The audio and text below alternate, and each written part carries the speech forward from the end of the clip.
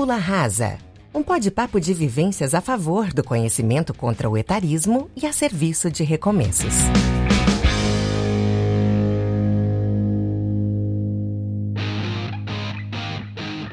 Olá, hoje é um prazer estar aqui com o Dr.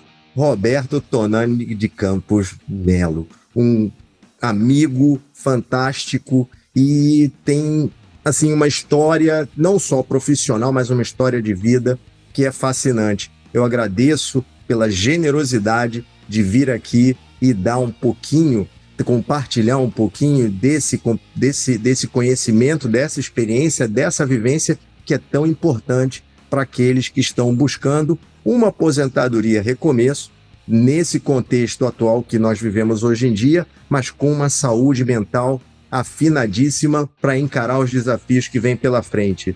Doutor Roberto, por favor, diga para nós quem é Doutor Roberto Tonani. Felipe, agradeço aí a oportunidade aí de estar conversando com as pessoas através de você, sem ter ideia de quantos poderão chegar a nos ouvir, né? Essa enorme oportunidade. Eu sou médico, né, formado em 1980 na Pontifícia Universidade Católica, em São Paulo, em Sorocaba. Fiz a minha residência na Universidade de Botucatu e em psiquiatria. Fiz saúde pública na USP, fiz minha formação em psicanálise e talvez a gente vai conversar um pouco mais adiante, mas diria que talvez uma das influências mais importantes na minha maneira de trabalhar foi a experiência de, junto com outros 2 psiquiátricos, estar iniciando atendimento aos pacientes com AIDS no início da epidemia de AIDS, no início da década de 1980. Olha, eu não sei se 1 hora vai ser suficiente, a gente talvez tenha que fazer 2 episódios, mas é uma história tão interessante que eu não quero perder nem um minuto dessa oportunidade. A gente conversou há um tempo atrás sobre como que vem essa evolução do pensamento, da visão e consciência das pessoas sobre o envelhecimento. E a gente estava citando um pouquinho dos nossos bisavós, avós, o início do século, aquelas pessoas que passaram aí ao longo da vida e viram uma mudança muito grande na forma que se encara o envelhecimento. Como que foi a sua experiência nessa questão de ver essa mudança de conhecimento, de tratamento para as pessoas que chegavam numa fase de maior senioridade ou numa fase de aposentadoria? É comum hoje, né, a gente conversando com as pessoas dizer, puxa vida, lá os nossos avós, quando tinham 50 anos, eles eram muito velhinhos. Diferente de hoje em dia, o que acontecia? Se a gente for ver, lá no passado, eu, por exemplo, tenho avô que morreu em 1939 e nasceu no século XIX. Tenho avós que foram morrer na segunda metade do século XX. O que acontecia? A pessoa se chegava à idade dos 50 anos e podia estar, então, sendo aposentado, ter família que podia, de alguma maneira, cuidar das questões financeiras e outras. Eles faziam? Eles começavam a retirar responsabilidades, retirar funções do idoso no intuito de protegê-los e como se eles já não pudessem ser tão capazes. A própria atividade física também era vista como algo que era um excesso e que eles tinham então que se poupar, e aí ficava essa figura lá do idoso na sua casa, esperando a visita lá dos filhos e dos netinhos. Acontece que esse comportamento, na verdade, apesar da boa intenção, acelerava o processo de declínio cognitivo e físico da pessoa. Por isso a gente vê uma diferença enorme hoje quando a gente fala dos idosos hoje em dia. Hoje a gente pegar uma pessoa a partir dos 60 anos, você começa a não ter muita ideia de fato de que idade ele tem só olhando. Verdade. Eu vou ter pessoas de 60 anos que estão detonadas, estão acabadas. Eu tenho pessoas de 60 anos que parecem muito mais jovens. Isso vale para 70, isso vale para 80, isso vale para 90. Tem ainda, está viva, está com 103 anos, certo? 103 anos. Uma senhora que eu costumava dizer assim que ela era muito maldosa com as outras mulheres. porque ela continuava linda. E era bonita mesmo, sempre bonita, até hoje, muito bonita. Né? Muito bonita. E alguém que atravessou momentos extremamente difíceis na vida, de momentos na Europa, vindo para o Brasil, tal tudo, questões inclusive de que poderia até não ter sobrevivido, e no entanto permanecia uma beleza até o último aniversário dela esse ano. Eu já vi assim que estava cercada pela família, mas ela já estava sentada, ela não estava mais em pé. Ok. Mas continuava muito bonita.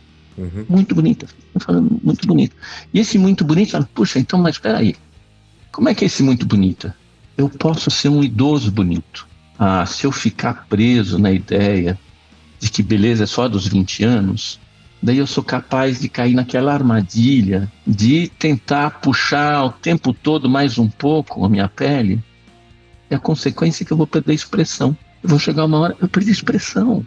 Eu vou ter aquela cara parada, que a única coisa que eu consegui é não ter ruga. Mas eu perdi a expressão.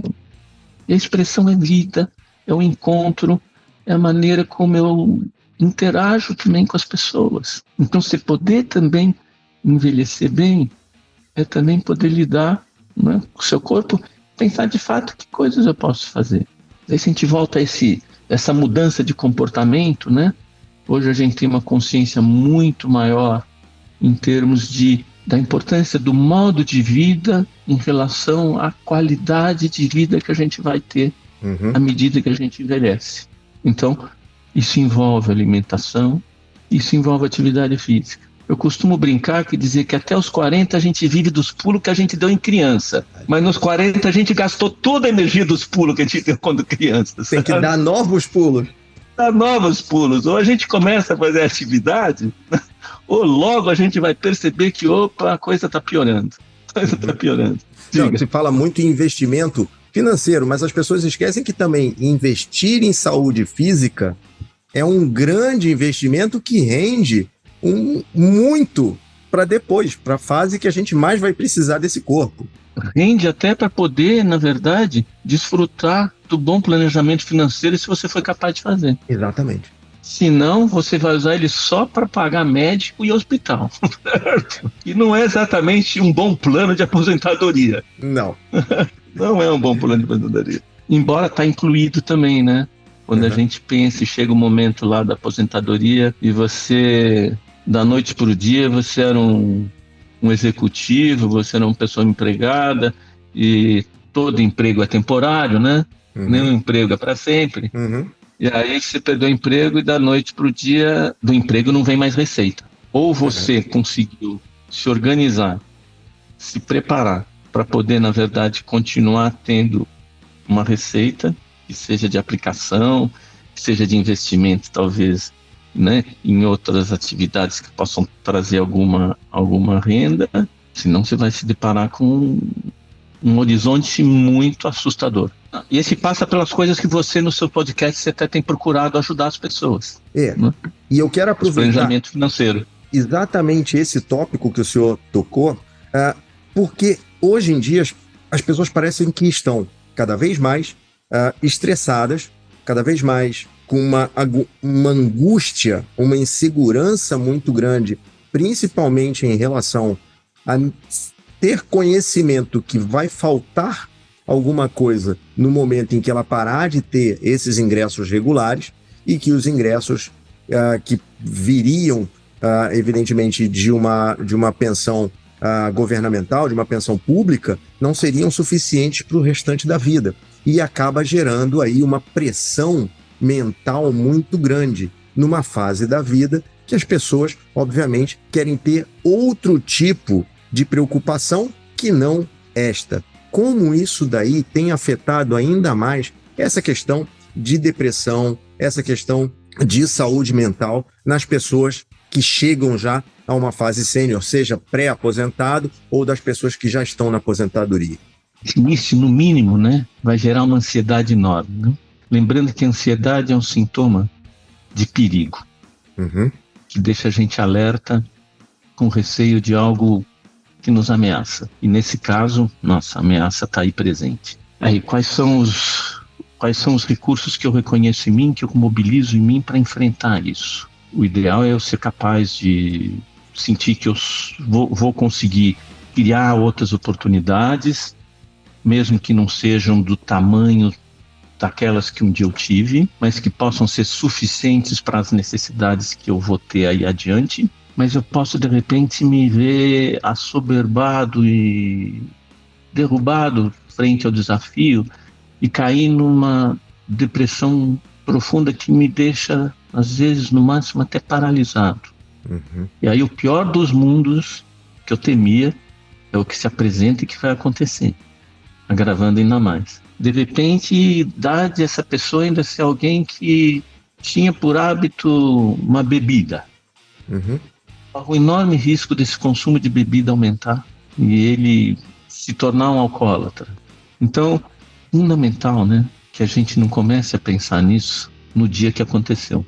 Fundamental que a gente tenha condições de pensar, e aí vai a nível individual, mas a gente pode pensar até em políticas públicas, né? Claro. Até em políticas públicas que possam, na verdade, estar criando oportunidades, aí falando do ponto de vista até de financeiro, né? Mas ele vai envolver não só o financeiro, e assim, você precisa ter oportunidades de continuar se relacionando, continuar encontrando as pessoas, continuar aprendendo coisas novas. Uma coisa muito importante nessa hora, né? A pessoa vai se abater, vai lembrar, você não perdeu a capacidade de aprender. Você não perdeu a capacidade de aprender. Então vá buscar outras coisas que você possa. Não é simplesmente dizer que eu só sei fazer aquilo. Um dia nem aquilo eu soube fazer. Eu tive que aprender. Exatamente. Eu tive que aprender. Né? Então, essa é uma realidade, né? Me lembro assim, na década de 70, fui fazer curso de alemão no Goethe Institut. Um dos textos falava, na década de 70, né? Não existia nem computador pessoal. Falava que dali a alguns anos as pessoas teriam se formado numa determinada área, teriam trabalhado numa determinada área e não haveria mais emprego para essas pessoas. Olha só. E que o governo, o Estado deveria estar preocupado em oferecer oportunidades de novas formações, que eles iam precisar de novas colocações. Década de 70. Isso é uma realidade. Lá atrás a gente não imaginava. Década de 70. Então, assim, aí a gente está falando de algo que, né, frente à aposentadoria, vem muito uma questão, quem diz, eu vou me reinventar, ou talvez eu vou dar oportunidade, às vezes, para aquilo que, quem sabe, idealmente eu já comecei a pensar em fazer antes de me aposentar. Quem sabe já até iniciei antes de me aposentar, preparando para esse momento. Esse é o ideal. Esse é o ideal. Que, além de tudo, se a gente for pensar, né, o trabalho também é super importante na definição do lugar da pessoa nesse mundo. Hoje mesmo estava conversando com um de 70 e tantos anos, e aí ele falando que não estava lidando bem com o envelhecimento. Falei, mas o que é mais difícil para você lidar com o envelhecimento? Ele falou, o mais difícil é que hoje as pessoas não me ouvem. Antes as pessoas me procuravam para saber as coisas, e hoje as pessoas não estão nem aí. É o que o pessoal chama de etarismo, né? É o termo que foi cunhado hoje de etarismo, né? E aí, como é que eu posso lidar, né? Eu tenho que procurar, na verdade, envolver com grupos, inclusive, de idades diversas. Né? Eu tenho que procurar me aproximar, eu tenho que procurar aprender com eles também. E estando junto, de repente, talvez eu vá poder passar. E ele também estava falando assim, às vezes eu vejo que ele vai fazer uma coisa que não vai dar certo. Eu tento falar, mas não adianta. Eu falei, mas essa é a história de todas as gerações. Exatamente. Todos os que um dia chegaram à minha idade mais velha sempre falaram dos mais jovens a mesma coisa. E aí? O que é então? Tem algumas coisas que é o processo de aprendizagem, passa pela experiência, não adianta. Você vai ter que viver e você vai ter que aprender errando. Então não adianta alguém vir e dizer não faça. Não tem outra maneira, exatamente. Cada um tem que trilhar essa jornada e colher esses aprendizados para tentar fazer erros diferentes e não repetir os mesmos erros. Exatamente. Isso é mais importante. Exatamente. Dentro dessa questão de aprendizado, que também é uma crença limitante, é um mito, a gente vê que existem muitos mitos. Acabamos de falar exatamente desse, de que a partir de uma certa idade o declínio cognitivo impede as pessoas de aprender, e a gente vê que é um mito. E a mesma coisa, a gente vê que, por outro lado, existem muitos tabus que as pessoas não falam, e o senhor muito bem pontuou que as pessoas têm um certo receio de falar de envelhecimento e da problemática da morte. E tem uma história no seu currículo que eu vi, que vem desde lá da década de 80, que eu gostaria de pedir para compartilhar com as pessoas que estão nos ouvindo como é que foi essa evolução, principalmente trazendo essa multidisciplinaridade dentro da sua área de saúde para tratar essa questão de conversar sobre vários tabus que tinham ali nesse momento de principalmente conversar, ouvir, tratar esses temas junto a pacientes e aos profissionais da área médica, da área de saúde.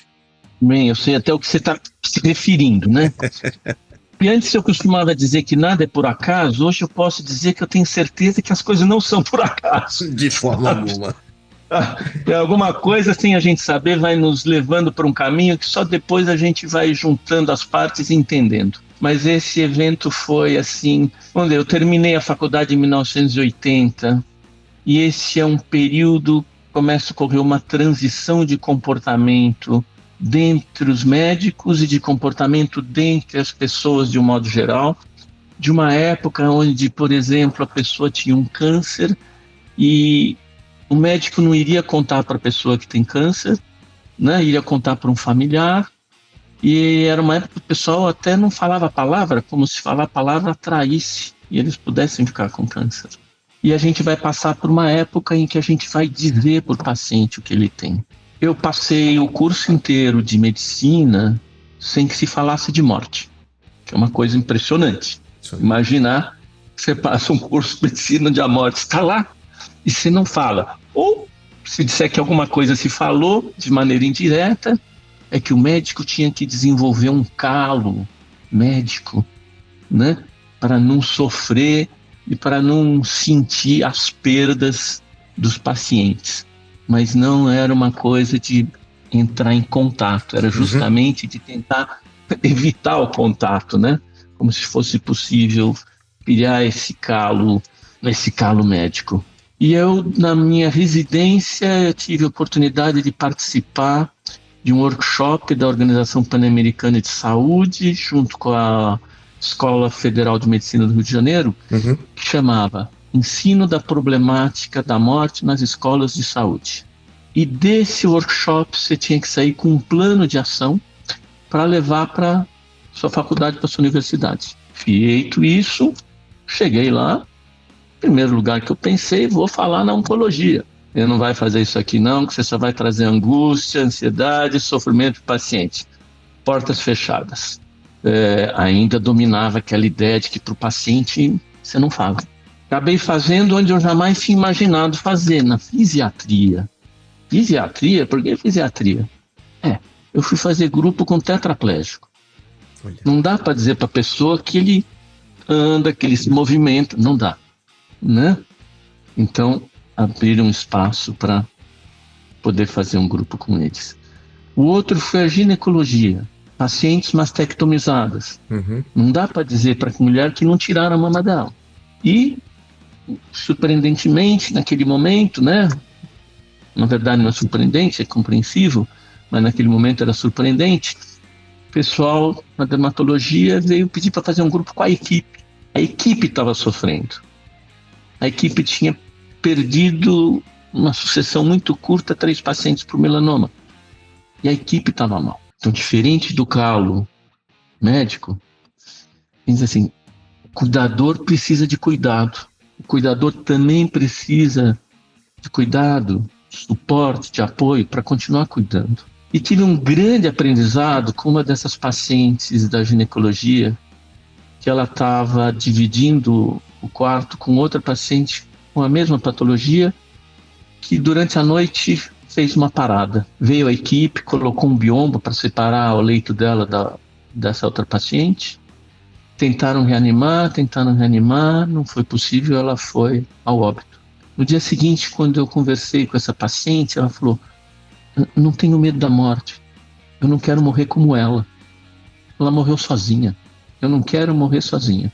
Quando chegar a minha hora, eu quero que esteja junto de mim as pessoas próximas e as pessoas que me são queridas. Ela não morreu. Ela não morreu, né? Ela sobreviveu e continuou. Mas isso também dá uma resposta para a questão lá, quando fala: e aí, quando a medicina não tem mais nada para fazer, o que a gente tem para fazer? E aí eu digo assim, nesse momento final da vida, volta a ser importante aquilo que a gente recebeu quando nasceu. Quando a gente nasce, a gente sai num mundo absolutamente desconhecido. A gente chora, alguém pega a gente no colo e a gente acalma. Quando a medicina não tem mais nada para oferecer, puxa, faz uma enorme diferença. Se você puder acolher, não é mais pegar nesse colo assim, mas é pegar nesse colo no ponto emocional, de modo que a pessoa não está sozinha, que a pessoa está sabendo que está junto.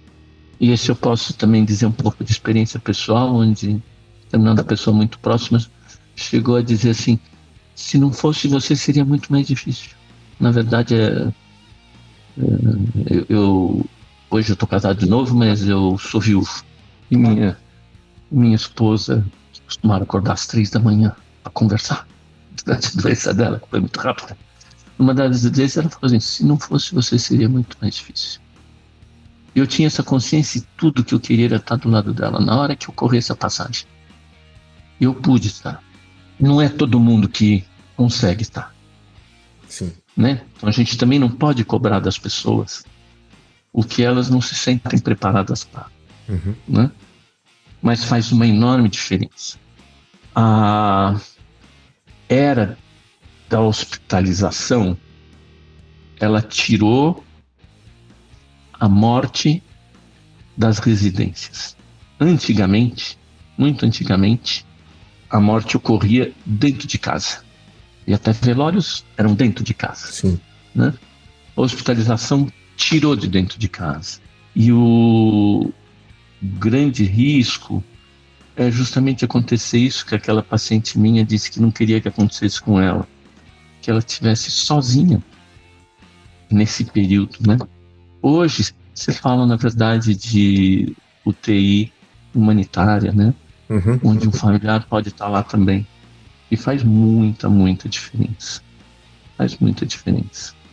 Mas, enfim, nada é por acaso, né? Depois disso daí eu acabo lá, começa a surgir a epidemia de AIDS, começam a surgir os primeiros casos psiquiátricos, começam a buscar quem se dispunha a atender, porque ainda não estava definido direito as formas de transmissão, então tinham pessoas que tinham receio, e acabei eu junto com outros 2 colegas aí começando esse atendimento, e eu, como digo, nada é por acaso, e de repente hoje também eu acabo, né, recebendo vários pacientes que estão também nessa etapa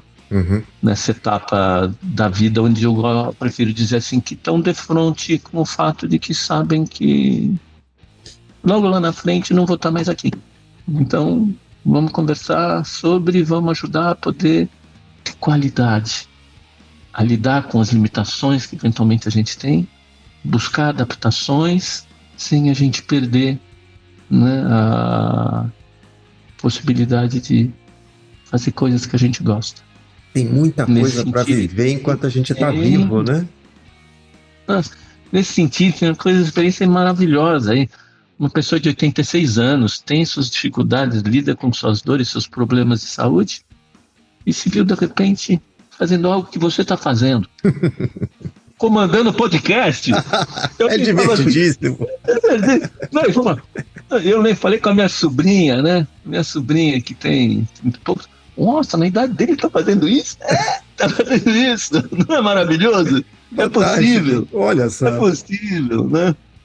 Ou então outra, que eu tenho aí que com 90 anos, até os 80 eu não sabia que eu estava envelhecendo. Não é maravilhoso? Né? Que estava ativa, trabalhava, fazia as coisas e tal, tudo. Então, minha mãe com 85 dizia, quando eu ficar velha, você pode me botar no asilo. Maravilha, né? Maravilha, excelente, excelente, é isso mesmo, né? Que fala a relação que a gente tem com o tempo, a vida e a condição que a gente está.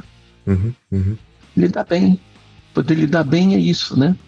É o respeito ao indivíduo. Em algum episódio, Dr. Roberto, a gente comentou no passado sobre essa questão do eu individual e principalmente da capacidade que a gente vai adquirindo de ter emoções e felicidades com momentos e não com planos. Então essa fase sênior, essa fase de maior consciência da vida, ela necessita dessa emoção. E nos seus comentários eu percebo que quanto mais convívio social a gente tem numa fase mais sênior, principalmente essa convivência intergeracional, é melhor. Está correto esse pensamento? É um benefício, sim, para avós conviverem com netos e netos com avós, essa troca de experiência que, pelo visto, a gente está, de certa maneira, distanciando esse contato? Eu diria que isso talvez, né, seja o grande diferencial para a gente buscar a qualidade, né?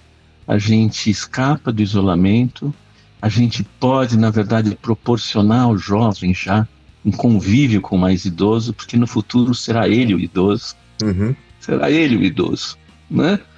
E descobrir como pode ser gostoso. E até às vezes, jovem, aproveita a oportunidade, pergunta, tenta saber como é aquela pessoa. Porque às vezes você conhece só o pai. E como é o pai homem? Qual a história dele? Você conhece só a avó. Como é que é ela? Qual a história dela? Tenta tirar, tenta buscar, tenta ver a riqueza que vai ter nisso daí. E ela, por outro lado, de conseguir compartilhar, né, essa história de vida, onde passou por mudanças, né, enormes e grandes, né, com dificuldades, momentos com prazer.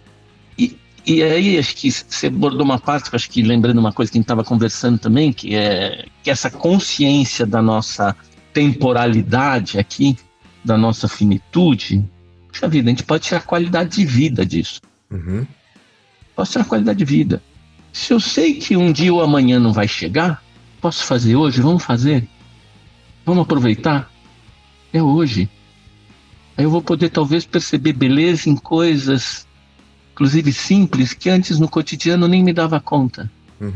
Sabe, daquelas histórias lá que parece que só na hora que eu vou perder que eu descubro que aquilo era importante. Não. Então, se eu sei que eu não vou estar aqui, começo a poder olhar com outros olhos e aproveitar.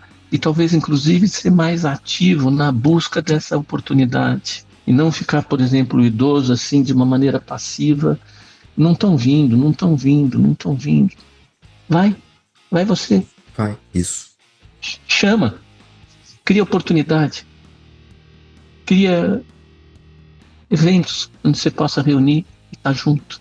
Isso estamos falando fundamentalmente aí de família, mas vai também buscar aqueles espaços onde você pode encontrar outras pessoas. Então, vai fazer uma atividade física, lá tem outras pessoas. De repente você vai encontrar outros aposentados, disso aí de repente vocês conversam, disso aí é um programa. Onde é que nós vamos jantar todo mundo? Depois daquele sai outro jantar, depois daquele conversa, aquele outro encontra. É uma riqueza enorme.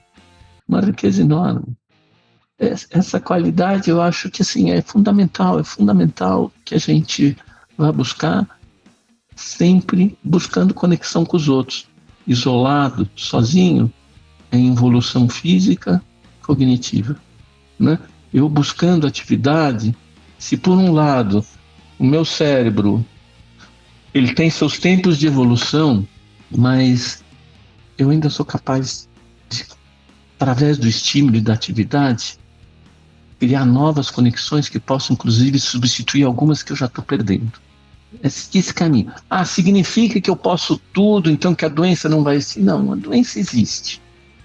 Se eu estiver, de repente, enfrentando um quadro lá que vai... questões genéticas, por exemplo, né? Eu entro dentro de um quadro de demenciação, existe. Uhum. Mas até isso tem um desafio. Como é que eu vou lidar nesse tempo, nessa consciência que é impactante, né? Sim. Eu perceber que eu estou começando a perder minhas funções cognitivas, inevitavelmente eu vou ter um quadro depressivo, mas eu não me isolar, eu não fugir, eu buscar ajuda, eu buscar recursos para compensar. Eu vou agora usar um bloquinho e vou escrever para me ajudar. E vou tentar criar o hábito de olhar para o bloquinho também, buscar estratégias, né? Enquanto eu ainda posso ter a funcionalidade. Né? Ou seja, ser independente o máximo de tempo possível. Exatamente. Nesse sentido, assim, o que o idoso pode fazer, ele deve fazer. Que às vezes, assim, a atitude protetora, gentil, não, deixa que eu faço. Não, se ele pode, deixa ele fazer. É importante que faça. É importante que levante, que vá até lá, e vai pegar e vai voltar. É importante mais do que nunca. Quando tanto fazia, tudo bem, faz a gentileza, mas hoje não, hoje deixa ele se mexer, deixa ele se movimentar, deixa fazer.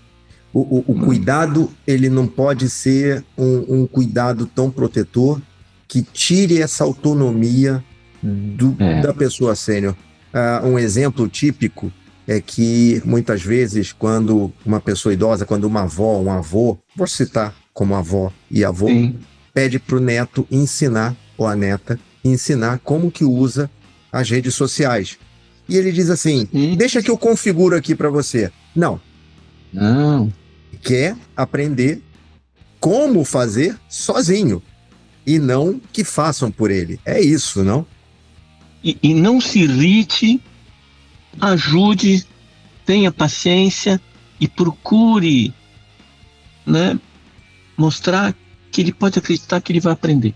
Né? Da mesma maneira que acreditou no passado que podia aprender, né? Uma criança de 4 anos, de 5 anos, também vai aprendendo rapidamente se tem carinho, tem emoção, essa coisa, esse contato pessoal. A gente aprende com aquelas pessoas que a gente gosta e que gostam da gente, não?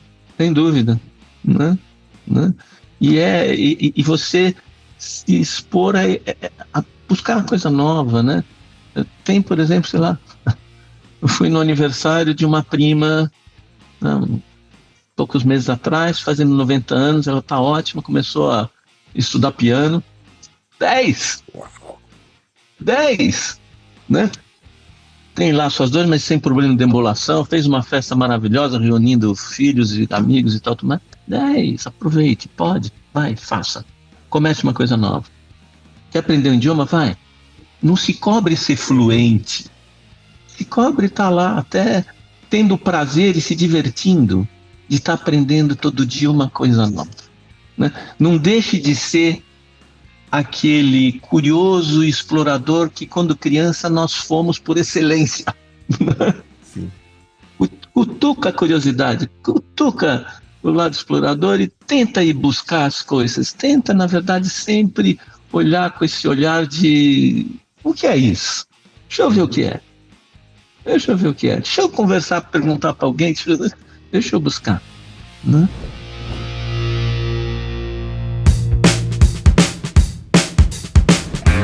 O contraponto dessa situação seria um pouco o que a gente vê hoje em dia, um fenômeno de positividade tóxica. O que eu quero dizer com isso daí? Muitas vezes eu vejo, independente da idade, e não puxando pelo etarismo, mostrando que se você quer, você pode. Se você não chegou lá é porque você não tentou o suficiente. E muitas vezes, ultrapassar os limites do nosso corpo, do nosso planejamento e do nosso preparo é danoso e vai trazer sérias consequências. Está correto esse pensamento? Ou seja, essa positividade tóxica joga contra também pelo extremo oposto em relação a um envelhecimento ativo saudável? Eu vou dizer assim, a gente vive sim existe um mercado todo para fantasia do simplista, do querer é o poder. Uhum. Se querer poder, eu não vou envelhecer nunca, né? Não tem nada que eu não possa fazer, né? Isso não é nem nunca foi verdade. Uhum. Não é nem nunca foi verdade, né? Eu acho que o maior desafio é justamente a gente equilibrar entre as coisas que a gente pode fazer e a gente saber lidar com aquilo que a gente não pode. Então, dizer assim, na criação, por exemplo, aí dos nossos filhos, o sim é muito fácil. O maior desafio é o não. Uhum. Tirar 10? Tirar 10 é fácil lidar. Quero saber se você tirou 0. Você também tem que aprender a lidar com 0. Que na vida a gente também vai tirar 0. Sim. A gente não vai tirar 10 só. E aí? Acabou o mundo? Não, eu tenho que saber que não acabou o mundo. Tem coisas que eu não vou poder mesmo fazer. Tem coisa que, quem sabe, tem um jeito que eu posso até aprender a lidar e consigo fazer lá na frente. Mas não adianta eu falar no espelho todo dia, vai dar certo, vai dar certo, vai dar certo, vai dar certo. Não vai adiantar. Não. Pensa no que você tem que fazer, reflete, vá fazer, né? Uhum. Descubra os limites daquilo que você vai poder realizar, aproveite, valorize isso, né? Não fique olhando só para a parte vazia do copo. O copo nunca é cheio. Uhum. Ele não precisa ser. Para a gente se realizar, para a gente se sentir feliz, a gente não precisa ter resolvido todos os problemas da nossa vida, senão era impossível. A gente faz isso em paralelo. Uhum. E até, na verdade, essas coisas boas que a gente vai conseguindo, né, vivenciar, nos ajuda a lidar com as outras chatas.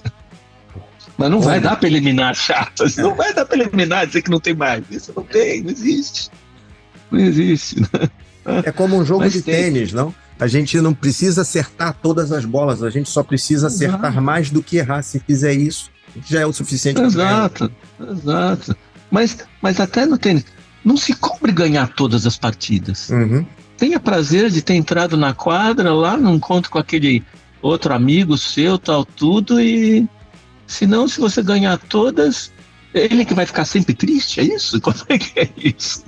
Não, isso é muito legal? Será que é legal? Também não é legal. Mas não é nem isso. Uma corrida de Fórmula 1, quem ganha não é porque venceu todas as corridas. Né? O maior prêmio é o encontro. Sozinho não vale para nada. Com certeza. Sozinho não vale para nada. Por isso que nós estamos aqui conversando mesmo à distância. Exatamente. Tendo prazer de poder se ver, se encontrar e acrescentar mais uma pessoa na minha vida, na sua vida. Uhum. Isso é muito bom. Isso é muito bom. Eventualmente, de repente, daqui a um tempo a gente pode estar junto pessoalmente. É muito especial. Mas com certeza. É isso que é vida. Isso que é vida. E isso vai levando a gente a mudar conceitos, comportamentos, a forma de ver o mundo e influenciar pessoas a verem também essa situação de uma maneira diferente e evitar generalizar. E uma das coisas que nos últimos 30 anos mudou radicalmente e para o bem e para a inserção, principalmente cada vez maior no mercado de trabalho, de mulheres, de minorias e especificamente sobre mulher. Quando eu falei que ia conversar com você, minha esposa falou assim: Felipe, você não pode terminar essa conversa com o Dr. Roberto sem perguntar para ele como que estão lidando as mulheres que estão crescendo no mercado de trabalho, que tem cada vez mais peso na renda familiar, cada vez mais influência na sociedade, quando elas chegam na fase da menopausa, que é nada mais, nada menos do que uma mudança hormonal grandíssima, que até pouco tempo atrás muitos não sabiam lidar com isso da maneira correta. Então, hoje, pela cobrança que existe sobre o sucesso no mercado de trabalho, eu imagino que podem ter aí, eventualmente, muitas mulheres nos ouvindo que gostariam de saber como lidar com essa fase, o que é necessário fazer nessa fase para poder sair bem dessa fase que está começando um novo ciclo na vida dessas pessoas. Os hormônios são poderosos, né? A presença e a ausência deles trazem mudanças importantes. Quando chega a época da menopausa, de repente o sono não é mais o mesmo, começa a ser interrompido. De repente, às vezes, não precisa nem esperar a menopausa, né? A gente fala assim, naquele período pré-menstrual, vem uma sensibilidade maior, às vezes vem um choro mais fácil, às vezes vem uma tristeza, né? Desmotivada do ponto de vista existencial, né? Provocada pela própria alteração hormonal. E quando chega a época da menopausa, isso tudo de repente também vem se instala e vem mudanças físicas, né? Então vem mudanças físicas, aquela lubrificação que eu tinha antes não tem. Daí, hoje a gente ainda tem, né? Coisa que nossos antepassados não tinham, falam da reposição hormonal. Não é toda mulher que pode fazer. Não é toda mulher que pode fazer. Então existe uma cobrança muito grande, né? Em relação à mulher. A mulher tem ocupado cada vez mais lugares de destaque, elas têm que fazer 3 vezes mais o esforço que o homem para poder atingir aquelas posições. E essa cobrança vem dos seus pares e vem delas também. E tem que ver como é que ela também vai estar lidando e se cobrando com as mudanças que seu corpo está passando. Ixi, eu vou entrar nessa pressão enorme cultural que fica tentando vender a ideia de que eu posso envelhecer e continuar sentindo tudo do mesmo jeito que era antes. Isso é mentira. Isso é mentira. Né? E se eu for buscar isso, eu vou ficar infeliz. Mas se eu puder pensar e reconhecer que eu tenho uma mudança, deixa eu buscar a forma também de eu me adaptar a ela. Né? Eu continuo tendo vontade, eu não deixei de ter vontade. Mesmo que o meu corpo ele não responda do modo que antes, mas tem um outro jeito que pode ser, e que vai ser gostoso, que vai ser bom, e que eu quero continuar. E isso nessa conversa de casal, que é uma mudança para os dois. A mulher, ela é muito melhor que o homem, né? Ela é muito mais acolhedora que o homem, né? Ela é muito mais predisposta, né, a compreender, né, do que o homem, né? Sim. O homem, de modo geral, às vezes fecha a cabeça, forma a sua ideia e esqueceu que ele tinha que parar, olhar, conversar e tentar saber o que está acontecendo. E é uma outra história. Então a intimidade, estar junto, eu estou preocupado com o outro. Não é só com o meu prazer. Eu estou preocupado com o prazer do outro. E se eu estou preocupado com isso, eu também vou estar acompanhando junto as mudanças que ocorrem no corpo dela, né? Assim como ela vai acompanhar as que estão acontecendo comigo. E nós vamos conversar. E tem uma primeira coisa que, se a gente tem uma relação que é boa, que está dando certo, nossa, como é gostoso chegar em casa e estar junto. Como é gostoso chegar em casa e estar junto. Essa é uma questão que puxa a gente lá um pouco mais adiante, né? Onde de repente, puxa a vida, né? Enviuvei, enviuvou, estamos sozinhos, estamos sem um outro. A gente sente. Puxa, mas... quer dizer então que eu não tenho mais chance de encontrar alguém? Esse é outro mito, né? Ah, não, agora eu já tô velho, tá velha. Na verdade, não é assim. A gente tem jovem que tem uma dificuldade enorme de encontrar alguém, certo? E de repente a gente tem casal aí com 80 anos que se encontraram, né? E a maturidade, ela proporciona uma outra qualidade de relação, potencialmente uma outra qualidade de relação. Sim. A partir da vivência que tem, né? Que o jovem não dá para ter, porque ele ainda precisa ter a vivência. Esteja muito mais dominante a questão, às vezes, do desejo, a questão sexual, né? Isso para mim foi uma lição agora muito grande.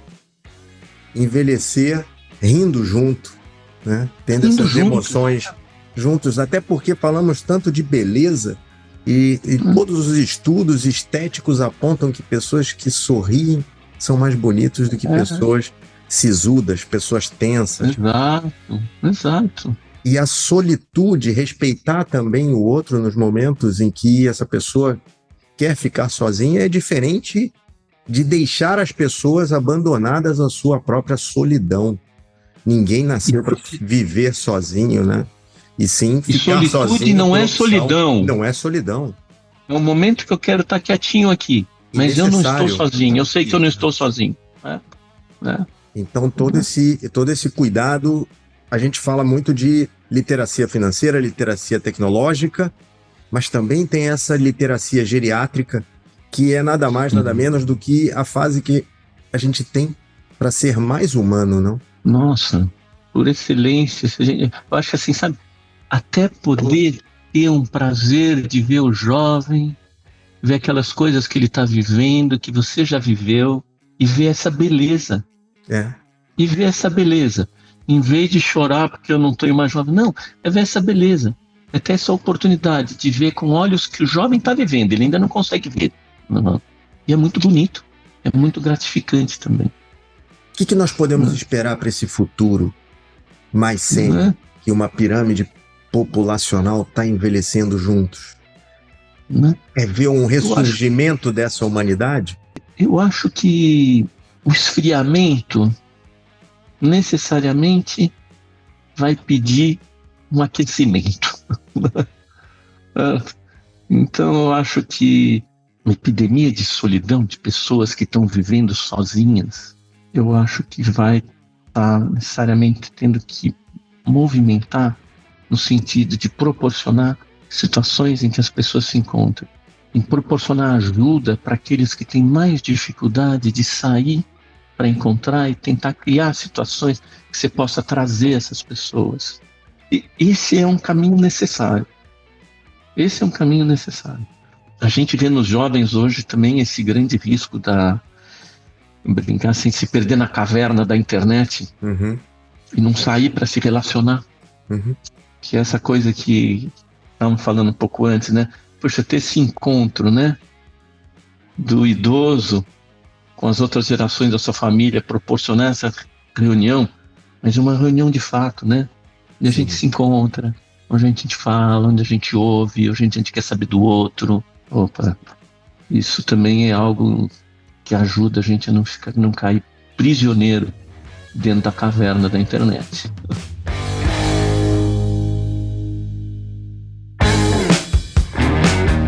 Doutor, estamos chegando ao final, mas antes das lições pessoais, alguma recomendação de livros, filmes, sites e também como que a gente encontra o Dr. Roberto no mundo digital?